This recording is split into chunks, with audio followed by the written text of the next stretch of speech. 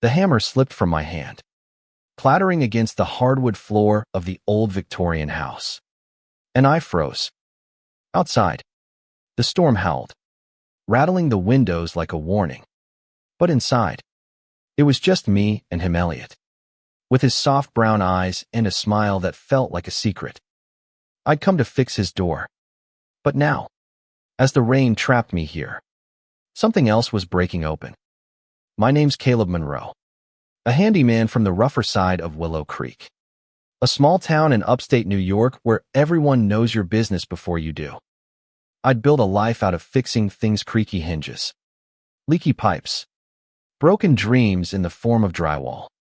That morning, I'd gotten a call from Elliot Harper, a name I didn't recognize, asking for help with a front door that wouldn't close right. Easy job, I thought. In and out in an hour. But when I pulled up to the ivy-covered house on Maple Street, I felt a pull I couldn't explain, like the air itself was holding its breath. Elliot greeted me at the door, his voice soft but steady, like he was used to calming storms. He was maybe 30, with dark hair that fell just shy of his shoulders and a sweater that looked too big for his lean frame. "Thanks for coming out on such short notice," he said, stepping aside. His eyes lingered on mine a second too long, and I felt my pulse kick up. I told myself it was just the coffee I'd chugged on the drive over.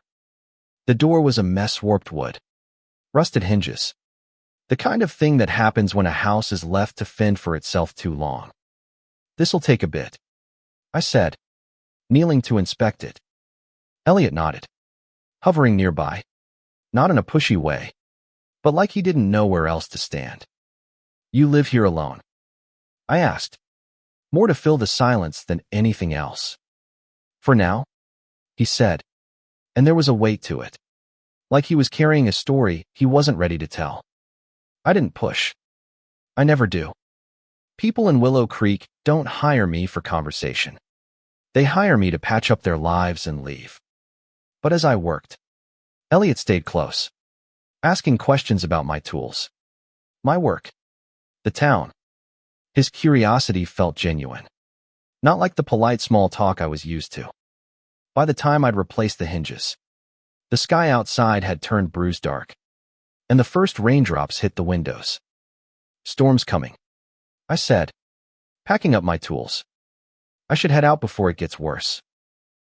Elliot glanced at the door, then back at me. "You sure? It's looking rough out there." His voice was calm, but there was an edge to it, like he was asking for more than just my safety. I hesitated, my hand on the doorknob. The rain was coming down in sheets now, and my truck was parked a block away. "You could wait it out," he added, softer this time. "I've got coffee, or something stronger." I should have said no. I had a rule: keep it professional, keep it simple.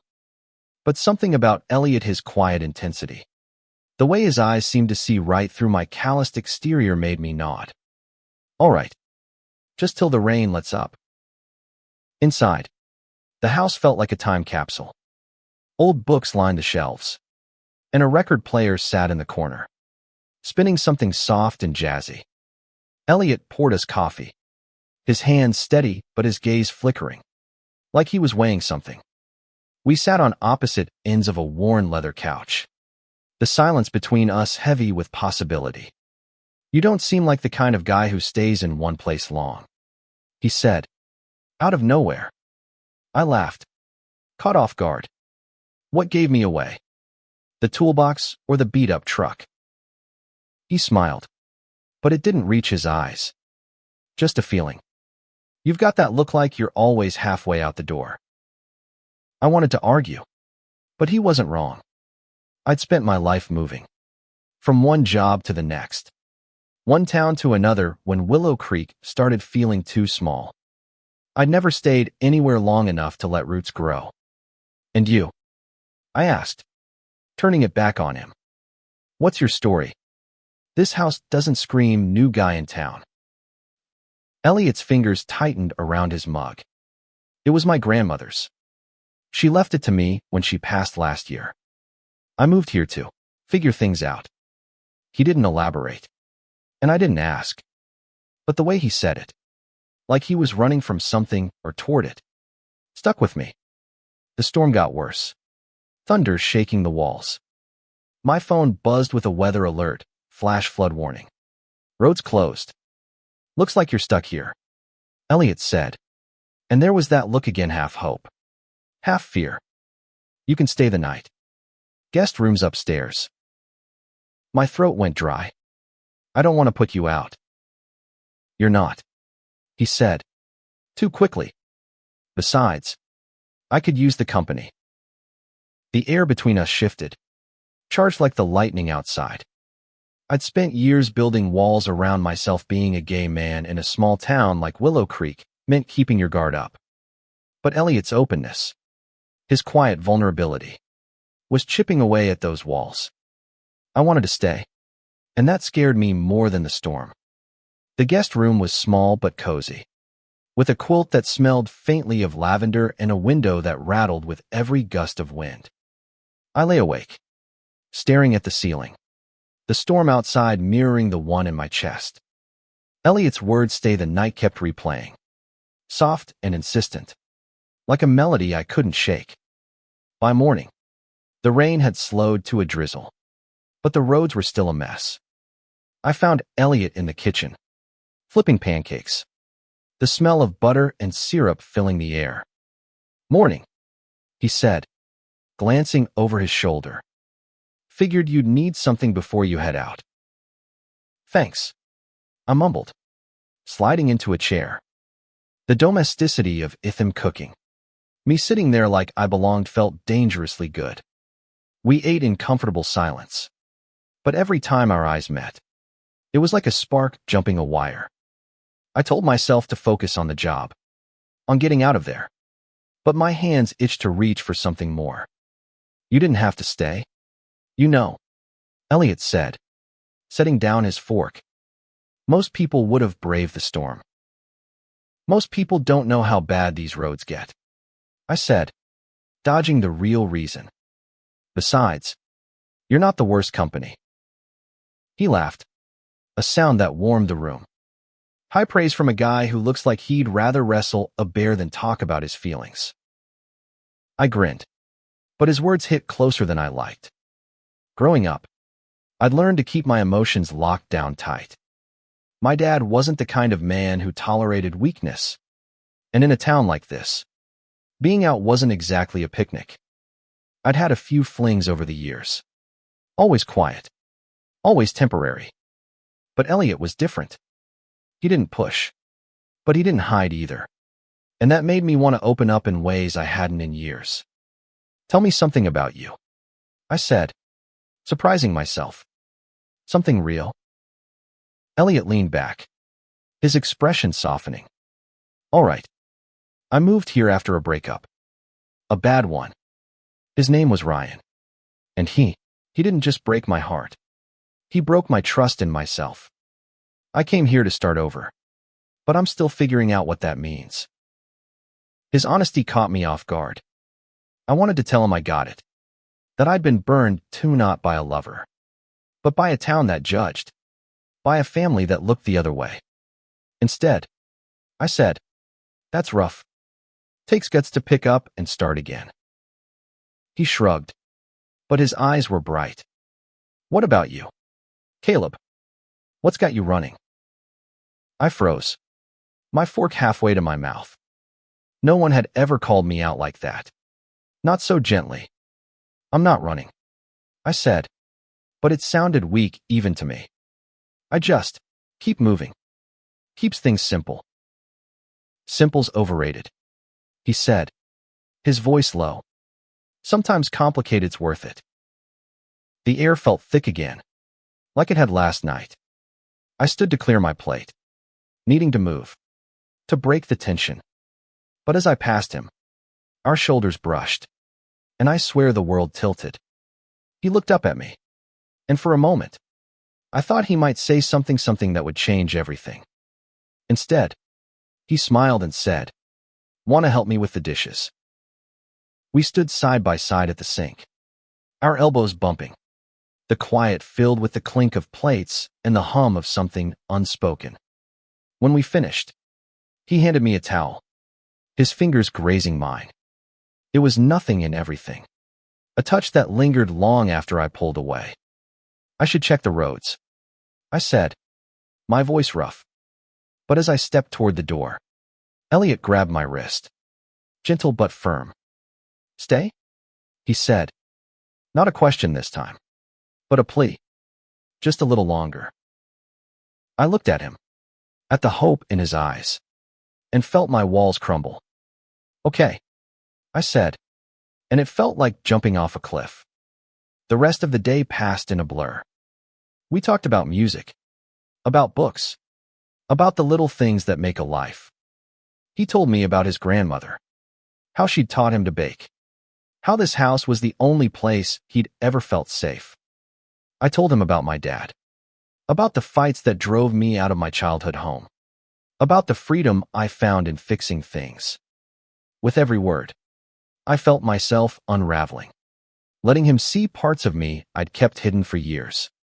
By evening, the roads were clear, but I didn't want to leave. Elliot must have sensed it, because he said, "There's a festival in town tonight. Music, food, the whole deal. Come with me." I should have said no. I had work tomorrow, a life to get back to. But the thought of leaving him, of going back to my empty apartment, felt like losing something I'd only just found. All right, I said. Let's go. The festival was alive with color and sound. Strings of lights crisscrossing above the town square. The air thick with the smell of fried dough and barbecue. Elliot and I wove through the crowd, our shoulders brushing as we dodged kids with cotton candy and couples swaying to the band on stage. Every touch, every glance, felt like a step towards something inevitable. We grabbed beers from a stand and found a spot near the edge of the square, where the music was softer and the crowd thinner. Elliot leaned against a tree, his face lit by the glow of the lights, and I couldn't stop staring. "You come to these things a lot?" I asked, trying to keep my voice steady. "First time since I moved here," he said. "Didn't feel right coming alone." I nodded, understanding more than I wanted to admit. Loneliness had a way of creeping in, even in a crowd. "Well, you're not alone tonight," I said, and the words felt heavier than I meant them to. He smiled, slow and warm. "No, I'm not." We wandered to a booth selling handmade candles, and Elliot picked one up, inhaling its scent lavender, like the quilt in his guest room. "This reminds me of home," he said, and I wondered if he meant the house or something deeper, something lost. I bought the candle for him, ignoring his protests, and when I handed it to him, our fingers tangled for a moment too long. The band switched to a slow song, and couples started drifting to the makeshift dance floor. Elliot looked at me, a question in his eyes. "Dance with me," he said, not quite asking. My heart pounded. Willow Creek wasn't the kind of place where two guys dancing went unnoticed. I'd spent my life avoiding attention, blending in. But Elliot's hand was outstretched, and the way he looked at me like I was the only person in the world made me want to be brave. I took his hand, and we stepped onto the dance floor. The world didn't stop. No one shouted or stared. It was just us, swaying to the music, his hand warm in mine, his breath close enough to feel. "You're not half bad at this," he teased, his voice low. "You're not so bad yourself," I said, and for the first time in years, I felt free. But freedom doesn't last in a town like this. As we left the dance floor, I caught a glimpse of someone watching us. Tom Wheeler, a guy I'd gone to high school with, his face twisted with something ugly. I tensed, but Elliot squeezed my hand. "Ignore him," he whispered. "He doesn't matter." We walked back to his house under a sky full of stars, the festival's music fading behind us. At his door, he turned to me, his expression unreadable. "Come inside," he said, "just for a bit." Inside, we sat on the couch, closer this time, the candle flickering on the coffee table. "Tonight was," I started, but I didn't have the words. "Perfect," Elliot finished, and then he leaned in, his lips brushing mine. The kiss was soft at first, tentative, like we were both afraid it might break. Then it deepened, and I felt like I was falling, like the world was rearranging itself around us. When we pulled apart, his eyes were bright with something I hadn't seen before: hope. Maybe. Or something bigger. "Stay?" he said again. And this time, I didn't hesitate. The next morning, reality crashed in. My phone buzzed with a voicemail from Tom. His voice slurred and angry. "Saw you at the festival. Monroe. You think you can just do that? In our town?" The threat was clear, and my stomach twisted. I'd known this could happen, but knowing didn't make it easier. Elliot was still asleep, his face peaceful in the early light. I wanted to protect that peace, to protect him. But as I stepped outside to check my truck, I saw the damage-keyed scratches along the side. The word "freak" carved into the paint. My hands shook as I traced the letters, anger and fear warring inside me. When Elliot woke up, I told him everything. His face hardened, but he didn't flinch. "This is my home now," he said, "and I'm not running. Not again." "I'm not asking you to," I said, but my voice cracked. "But this town, it's not kind to people like us." "Then we make it kind," he said, fierce and certain. "We stay. We fight. Together." The days that followed were a tightrope walk. Willow Creek buzzed with whispers, and I felt eyes on me everywhere: grocery store, gas station, even my own driveway. Tom and his buddies weren't subtle, and their taunts followed me like shadows. But Elliot was a light I couldn't look away from. We spent every evening together, cooking dinner, fixing up his house, building something neither of us had dared to hope for. One night, as we painted the living room a soft blue, Elliot stopped, paintbrush in hand, and looked at me. "I'm falling for you, Caleb," he said, his voice steady despite the vulnerability in his eyes. "And it scares the hell out of me." I set my brush down, my heart racing. "Me too," I admitted. "But I'm not going anywhere." That promise felt like a vow, but keeping it wasn't easy. The harassment escalated. Anonymous notes left on Elliot's porch, a brick through his window one night. Each attack chipped away at my resolve. But Elliot stood firm. "They want us to hide," he said. "I'm done hiding." We decided to fight back, not with fists, but with presence. We went to the diner together, held hands at the park, lived our truth in plain sight. Some people turned away, but others more than I expected smiled, offered kind words, even stood up for us. Mrs. Carter, who owned the bakery, gave us free coffee one morning, saying, "You boys deserve to be happy." The turning point came at the town hall meeting. Tom and his crew had been pushing for community standards, a thinly veiled attempt to drive us out. Elliot insisted we go, and though my stomach churned, I agreed. We sat in the back, hands clasped, as Tom ranted about protecting the town. When he pointed at us, calling us outsiders, I felt the old urge to run. But then Elliot stood up. "I'm not an outsider," he said, his voice clear and strong. "This is my home. My grandmother raised me to believe in love, in kindness, in standing up for what's right. Caleb and I aren't hurting anyone. We're just living. If that threatens you, that's your problem, not ours." The room went quiet. Then Mrs. Carter stood. Then the librarian. Then a dozen others.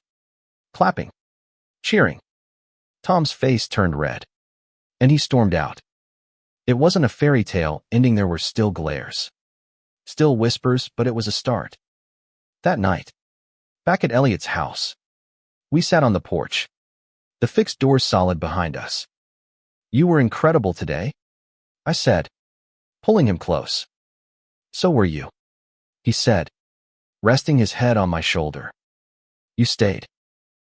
The stars were out, bright and endless, and for the first time, I felt like I belonged somewhere. Willow Creek wasn't perfect, but it was ours. We'd fixed more than a doorway, built a home, a life, a love worth fighting for. And as the night wrapped around us, I knew I'd never walk away.